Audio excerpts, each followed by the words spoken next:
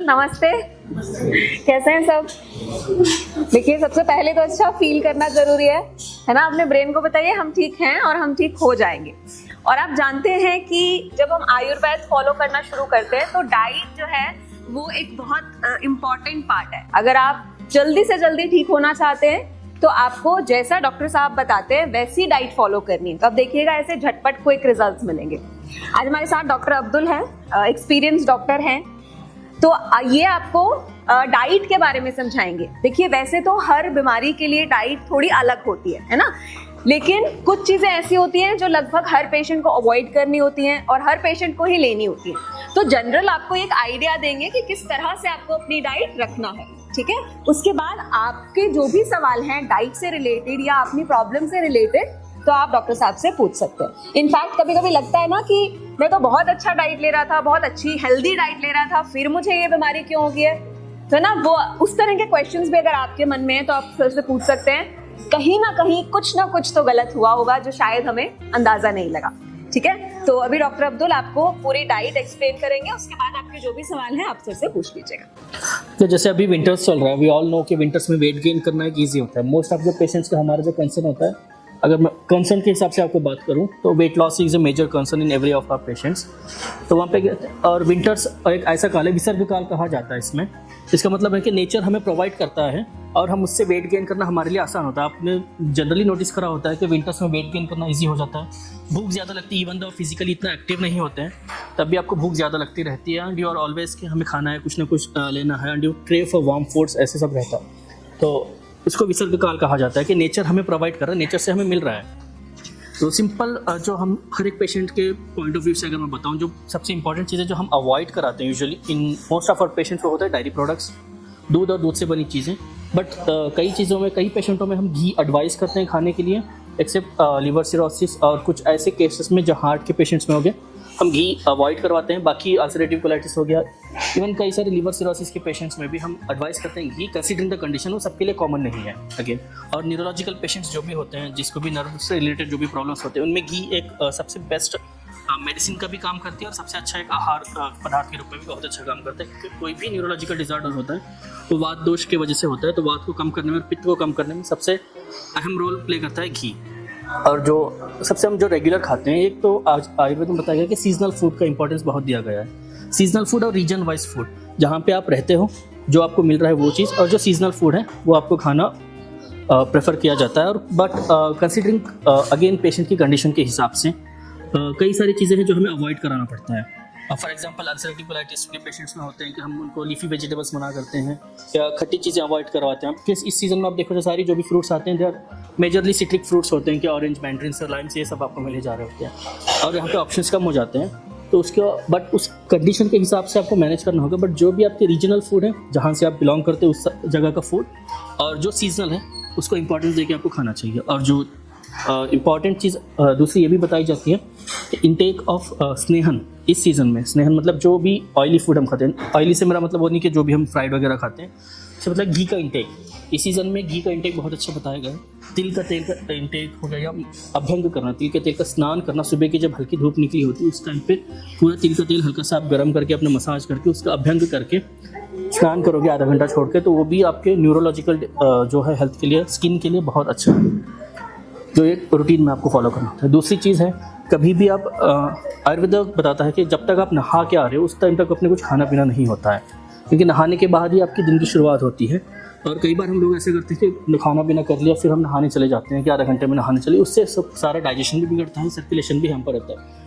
तो simple logic ये बताया गया है कि जब भी आप खाना खाते हो, आपको जो भी ब्लड पूल होता है, जो पित्त होता है, जो पाचक पित्त होता है, वो आपके पेट की तरफ होता है, इसको खाने को डाइजेस्ट करने में लगाता है।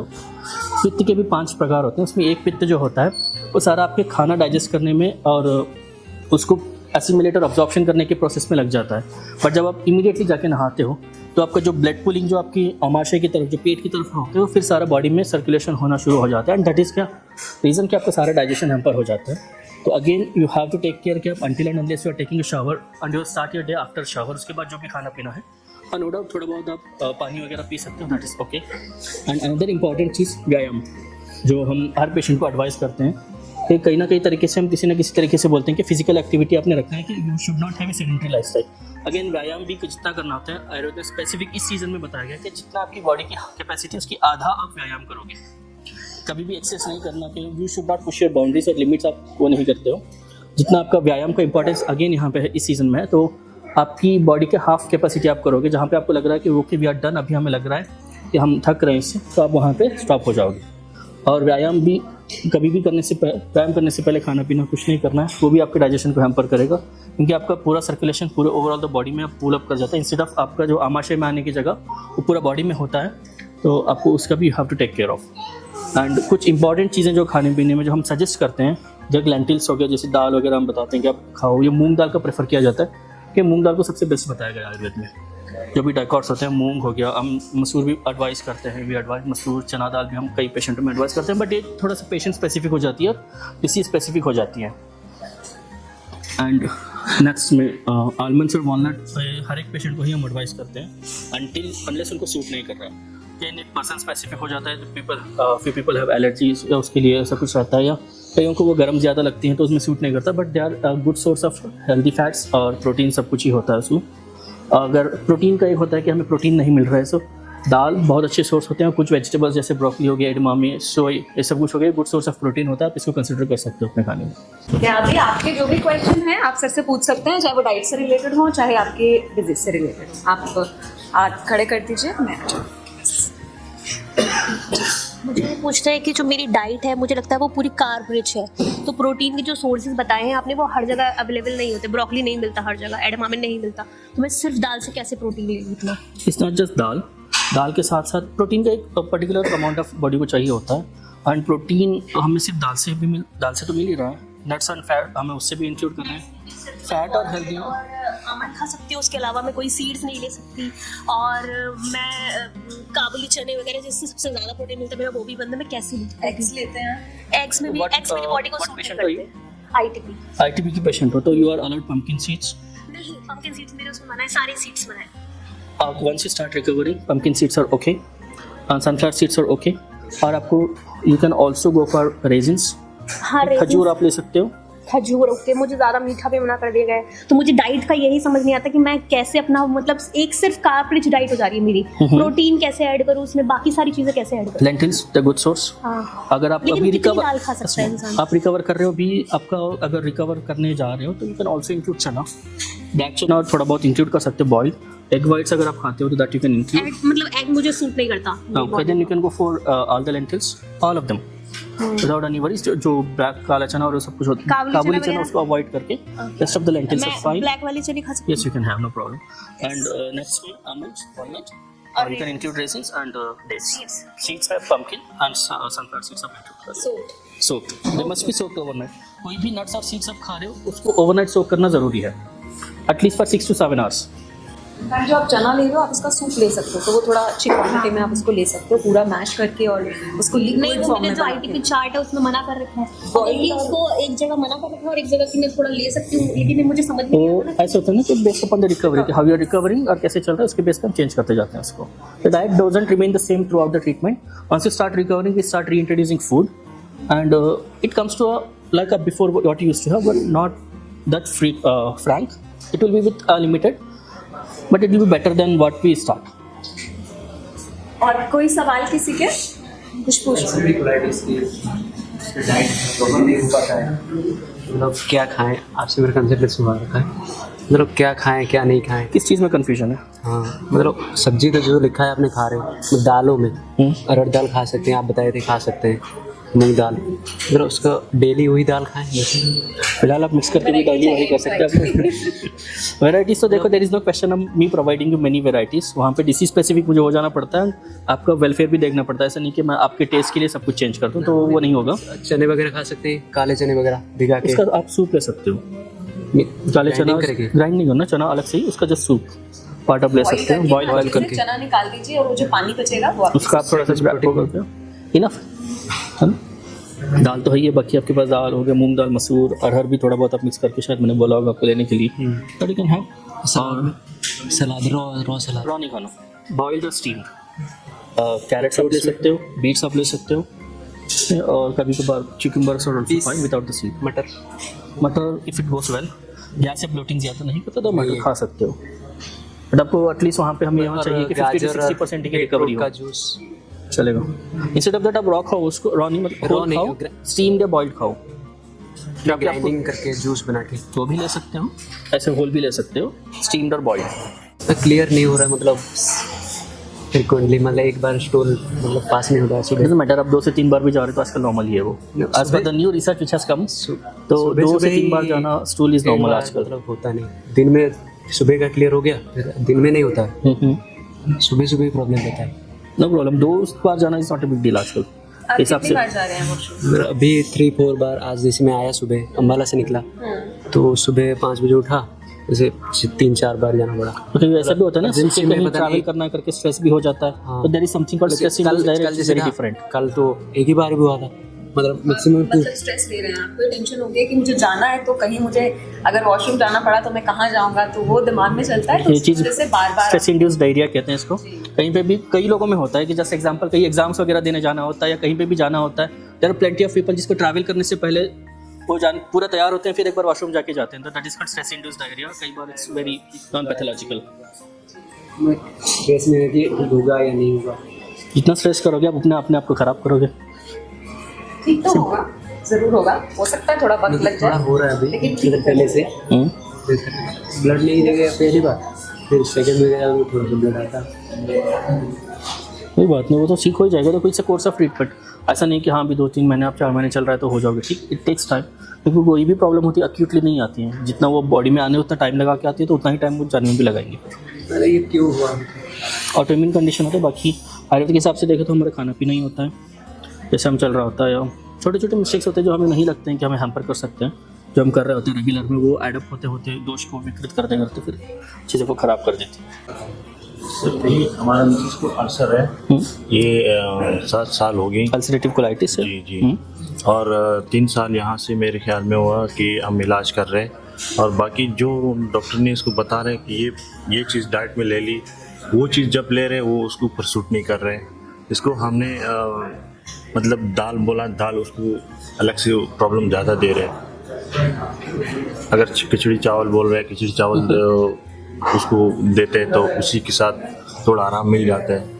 फिर तो 2-3 दिन वो अगर खाएगा या 4 दिन खाएगा फिर तो इतना कमज़ोर पड़ जाएगा कि बिल्कुल शरीर में दम है ही नहीं। और जब अगर सलाद के लिए बोल रहे हैं, सलाद के लिए अगर देंगे तो उसको और ब्लीडिंग ज़्यादा हो रहे हैं। तो सैलड सब रॉ देते हैं उनको वैसे ही, या बॉईल करके स्टीप करके देते हैं अगर दे भी रहे हैं तो इनके? नहीं, सलाद कभी बॉयल करके और कभी ऐसे तो उससे भी ब्लीडिंग हो रही है? हाँ। कोई एलर्जी और है इनको पर्टिकुलरली? कभी एलर्जी पैनल टेस्ट हुआ होता है? नहीं, क्योंकि कुछ एलर्जी चीज़ों के कुछ दाल स्पेसिफिक कह रहे दाल के होते हैं तो दाल के एलर्जीज होते हैं, कुछ पर्टिकुलर उससे एलर्जीज हो सकती हैं। हमने, और इसमें कॉन्स्टिपेशन भी ज़्यादा है अभी। कॉन्स्टिपेशन से क्या मतलब है? आज 3 डेज है, स्टिल पास नहीं करो। अभी भी गए तो अभी भी पता नहीं कि हुआ नहीं हुआ, अभी भी वॉशरूम गई तो अभी पता नहीं कि हुआ नहीं हुआ। क्योंकि कॉन्स्टिपेशन है, उसको चीज़ों को ठीक करने के लिए थोड़ा ना थोड़ा कहीं ना कहीं में फाइबर देना ही होता है। तो कोलाइटिस हो गया, IBS में हम क्या करते हैं कि फाइबर की क्वांटिटी कम कर देते हैं, तो दूसरा फूड इजीली डाइजेस्ट होने के लिए फाइबर देना ही पड़ेगा फॉर बॉडी की इजीली उसको रिमूव करने के लिए कोई भी टॉक्सिक वेस्ट। फाइबर्स हमारे जैसे वेजिटेबल से ही मिलता है हमें, रॉ वेजिटेबल्स वगैरह हम जब भी खा रहे होते हैं उन सबसे फाइबर्स मिलता ही है। वाटर इनटेक अच्छा से रखना होता है। कई बार आप ऐसा कर सकते हो कि सोप चिया सीड्स भी दे सकते हो, उनको थोड़ा कॉन्स्टिपेशन होती है तब ईज करने के लिए कि मूवमेंट ईजी हो जाए। एटलीस्ट 12-13 घंटे आपने चिया सीड्स को थोड़े से ½ टीस्पून सोप करके आप दे दो तो उससे हो जाता है। घी सूट करता है, सुबह ले रहे वो, और ठंडा भी है, और उसके साथ थोड़ा रिलीफ मिल जाता है। और बाकी वो जो है तो उसको कॉन्स्टिपेशन ज़्यादा होता है। घी सूट करता है। घी ले रहे हैं हाँ। हाँ, तो अगर घी सूट करता है कॉन्स्टिपेशन रिलीफ करने के लिए सबसे बेस्ट तरीका होता है कि ओवर रात को थोड़ा सा गर्म पानी में अराउंड 30-40 ml ग्लूकॉन से थोड़ा वार्म पानी में जी। अराउंड ½ टीस्पून आप घी डाल के उसमें पी लो, उससे कॉन्स्टिपेशन काफ़ी अच्छे से रिलीफ हो जाता है। अच्छा अच्छा। ना और इस दाल वगैरह का आपने बताया कि बेहतर रहता है कि एनर्जी टेस्ट हम करा लें, तो उसके लिए जो इसका कॉन्स्टिपेशन जब आता है, कॉन्स्टिपेशन जब उसको ज़्यादा होता है फिर तो इसमें ब्लीडिंग आते हैं, ब्लीडिंग से कॉन्स्टिपेशन से आते हैं और बलगम आते हैं और उसके साथ स्मेल आते हैं। कॉन्स्टिपेशन का मेन ये है कि हमारी बॉडी ठीक से डाइजेस्ट नहीं कर रही है, बेसिक अंडरस्टैंडिंग ही है उसका, तो तभी वो निकाल नहीं पा रही वेट टॉक्सिक वेस्ट। हमारा जो मूवमेंट है वो स्लो हो रहा है, पेरिसालिटिक मूवमेंट हम जिसको कहते जी। हैं। वाटर इंटेक उसके लिए ठीक करना होता है, थोड़ा सा फाइबर्स का देना होता है, और थोड़ा होल फ्रूट्स। जी। कई बार अब पपाया सूट करता है तो थोड़ा सा पपाया भी दे तो उससे भी कॉन्स्टिपेशन रिलीफ हो जाएगा ना। ये तो स्नेहन जैसे आयुर्वेद में हम बताते हैं तो घी का इस्तेमाल बहुत अच्छा है। रागी इसको देते हैं, रागी का अच्छा आटा है, रागी से कुलचे रोटी बनाते देते हैं, वो तो उसके साथ तो भी सूट नहीं करते। हम लोग अफगानिस्तान का रहने वाला है, यहाँ का रहने वाला नहीं, तो हमें जो है तो नहीं, जो चीज़ नहीं है, जो चीज़ हम मिलते हैं, हम जो ठीक आदमी है तो वो ले रहे हैं जस्ट, बट पेशेंट को जो चीज़ सूट करते हैं वो चीज़ देते हैं। और बट ये कि इसको जो चीज़ अच्छा लगेगा, हम कह रहे अच्छा लगे, इसके ऊपर बुरा लगेगा, सूट नहीं करते। मतलब आप कहना चाह रहे हैं जो जी, डाइट अल्सरेटिव कोलाइटिस की है वो उनको सूट जी, नहीं कर जी, रही, जी, और जिसमें जी, नहीं खाना है जी, वो करना है। जी, जी। तो वो कर सकते हैं, कॉन्ट्रडिक्ट हो सकता है कई लोगों को। सिर्फ फ्यू पेशेंट, बहुत एक्सेप्शंस होता है कि उस पेशेंट्स को वही चीज़ें जो उनको सूट करे, जो प्रॉब्लम नहीं होती है वो दे सकते हो, उसमें कोई प्रॉब्लम। अगर उससे प्रॉब्लम नहीं होना चाहिए, रीजन का फर्क पड़ जाता है। सकता है आपका रीजन अलग है, तो वहाँ की रीजन के हिसाब से जो डाइट है वो थोड़ा इंडियन बेस्ड डाइट है ना, इंडिया के लोकेशन के हिसाब से डाइट है, तो वो कारण एक हो सकता है कि वो वाला डाइट में से कुछ चीज़ें इनको सूट नहीं करती। हाँ, तो इंडियन जो यहाँ पे डाइट है वो चीज़ हम इसको देते हैं। जी जी जी। अब आप भी सिंपल ऐसा कर सकते हैं, जो उनको चीज़ें सूट करती है, आपको लगता है कि वो हार्मलेस इतना ज़्यादा नुकसान नहीं करेगी, वो चीज़ों में दे सकते हैं। बट अभी जैसे मैंने घी का बताया आपको, कॉन्स्टिट्यूशन के लिए वो हो गया, थोड़ा सा चिया सीड्स वगैरह दी, तो ये सब कुछ फाइन है, ये सब दे सकते हो। अभी वो सीवियर कॉन्स्टिपेशन में देना होता है, आपको कभी लग रहा है कि पेट नहीं साफ हो रहा, तो आप चिया सीड्स नहीं खाओगे। तो इसको अगर हमें वो देंगे तो आप स्पून चम्मच कैस्टर ऑयल, कैस्टर ऑयल नहीं देना कोलाइटिस के पेशेंट्स में, उसमें नहीं देना, वो बहुत स्ट्रांग हो जाता है, स्ट्रांग फॉरगेटिव है ना, तो इसलिए घी इज़ बेस्ट। बस अच्छा, ठीक है, thank you. And more questions, और कोई सवाल? फील्ड में रहते हैं हर टाइम। फील्ड का वर्क जैसे मेरा प्रोफेशनल वर्क है, इधर उधर जाना होता है, तो हर टाइम डाइट फॉलो नहीं हो पाती। जैसे सुबह जल्दी निकलना है, शाम टाइम लेट हो जाते हैं, तो उस टाइम में क्या होता है, जो हमारे शरीर की जो डाइट है, मैं वेट लॉस पे चला हूँ, पहले मेरा 150 के आसपास था, तो अभी तो मैंने लॉस कर लिया बहुत ज़्यादा। तो उस टाइम में हमारी डाइट जो है फॉलो नहीं हो पाती, क्योंकि जगह जगह जाते हैं, हर जगह वो फूड प्रेफर नहीं हो पाता जो हमको शरीर नीड के लिए चाहिए। तो उस टाइम में क्या कर सकते हैं? किस चीज़ के पेशेंट हो आप? बेसिक नहीं है वैसे, बेसिक उसमें पूछ रहा हूँ मैं। बेसिक फ्रूट्स अब जहाँ पे भी देखो, जहाँ पे भी जो फ्रूट्स अवेलेबल होती हैं, नहीं हो रहा। अगर नहीं कहीं पे आपको बाहर खाना पड़ रहा है, simple you can have some south Indian food like dosa, idli, ये प्रेफर कर सकते हो। अगर वो भी नहीं अवेलेबल हो रहा, आपको बहुत अच्छी सी सिर्फ दाल चावल ही मिलता है, या दाल रोटी मिलती है, वो भी आप खा सकते हो। जैसे हम नॉर्मली है कि जैसे हम होटल में जाते हैं, ढाबे पे जाते हैं, नॉर्मली बात है बाहर का ही खाना होता है, जैसे ढाबे पे चले गए, होटल पे चले गए कहीं भी, तो वहाँ पे जो फूड मिलता है वो सेहत के लिए सबसे ज़्यादा नुकसानदायक है, क्योंकि इसमें मसाले इतने ज़्यादा होते हैं, वो सारी इतनी ज़्यादा वो हेडेक हो जाती है कि वो शरीर नहीं प्रेफर कर पाता, तो रात के टाइम उस चीज़ में दिक्कत होती है, तो वो खाने में बहुत ज़्यादा हो जाता है हेडेक। तो आप देखो, जितना पॉसिबल अपने घर से भी खाना कैरी कर सकते हैं। खाना कैरी करने का ये है कि सुबह 4 बजे निकलना पड़ता है कई बार, तो उस टाइम में कैरी करना और पूरा दिन उसको होल्ड पे रखना, तो फिर प्रेफर हो नहीं पाता। One of the other way there are healthy alternative salads मिलते हैं, फ्रूट्स मिलते हैं, जहाँ पे आपको ऑप्शंस होती हैं। हर बार वो भी नहीं होता कि हाँ सिंपल दाल चावल भी आप कहीं बार बहुत अच्छी तरीके से जगह जगह बनती हैं, हेल्दी तरीके से ऑप्शंस होते ही हैं। आप बॉइल्ड दाल बॉइल्ड ले सकते हैं, राइस ले सकते हैं, एक वो और फर्मेंटेड फूड्स में south Indian food they are good, आप उसको ले सकते हैं। इडली, डोसा, सांभर, ये भी हर जगह अवेलेबल होता है, या फिर फ्रूट्स, इनमें से आप कुछ हेल्दी ऑप्शन चूज कर लीजिए। ठीक है।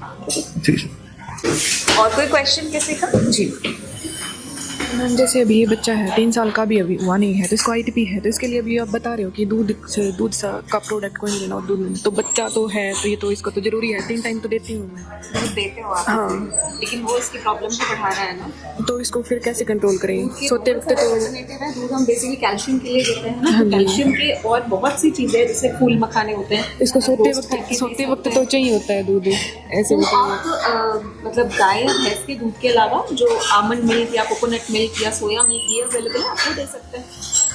ओके। गाय भैंस का दूध नहीं देना, मतलब डेयरी गाय का भी नहीं देना। आप इनको प्लांट बेस्ड कोई भी मिल्क दे सकते हैं। ओके। घी वगैरह का भी पूरा घी तो दे सकते हैं, घी दे सकते हैं, ITP में घी बेस्ट है, घी का कोई वो नहीं है, तो घी कभी हम बंद नहीं कराते हैं ITP में स्पेसिफिकली, जब तक सूट कर रहा है, कुछ प्रॉब्लम नहीं, कोई और एसोसिएटेड कंडीशंस नहीं है, तो घी इज़ नो प्रॉब्लम, घी आप दे सकते हो। वो तो आईटीपी में और हेल्पफुल ही रहेगा। उसको हम कई बार दवाइयाँ भी घी के साथ खाने के लिए देते हैं। तो जैसे अभी चार्ट में है डाइट प्लान जो भी है बहुत ज़्यादा है, तो उसका बच्चे के लिए उसका कुछ बच्चों के लिए हम स्पेसिफिक ये रहेगा जितना हो सके उसमें 80 to 90% फॉलो करने के लिए करते हैं। कई बार बच्चे ऑब्वियसली है जिद करते हैं, कुछ ना कुछ देना करते हैं, तो देयर इज नो हार्म। कभी कभार कुछ हो जाता है तो like once in a while, but वो रेगुलर में नहीं होना चाहिए। That's it. ओके ओके ठीक ठीक। और कुछ पूछना है किसी को, कोई सवाल? Okay ji, thank you. www.planetayurveda.com पर जाएं और वहाँ पे हमारे जो कंसल्टेंट्स हैं पूरे वर्ल्ड से हमारे पास पेशेंट्स जो है कंसल्ट करते हैं आयुर्वेद के रिलेटेड। हमारे एमडी आयुर्वेदा डॉक्टर्स हैं जो कि व्हाट्सएप वीडियो कंसल्टेशन के थ्रू आपको कंसल्टेशन देते हैं और आप ऑनलाइन अपॉइंटमेंट बुक कर सकते हैं और अपने जो फ्रेंड्स हैं, जो फैमिली के लोग हैं, उनको आप बता सकते हैं। लिवर, किडनी, लंग्स, स्किन, दिल, पेट, घुटने, सिर, पैर या बॉडी के किसी भी पार्ट से जुड़ी हो कोई भी समस्या, अभी कॉल या व्हाट्सएप करें और घर बैठे समाधान पाएं 6209123456 पर।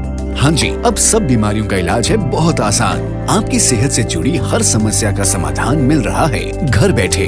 अब आप दुनिया के किसी भी कोने से टॉप प्लैनेट आयुर्वेदा एक्सपर्ट से ऑनलाइन बात करें, परामर्श लें और दवा की भी करवाएं होम डिलीवरी। हेल्थ प्रॉब्लम्स कोई भी हो, सोल्यूशन सिर्फ एक, www.planetayurveda.com। पूरे प्लैनेट की सेहत का नंबर 1 साथी।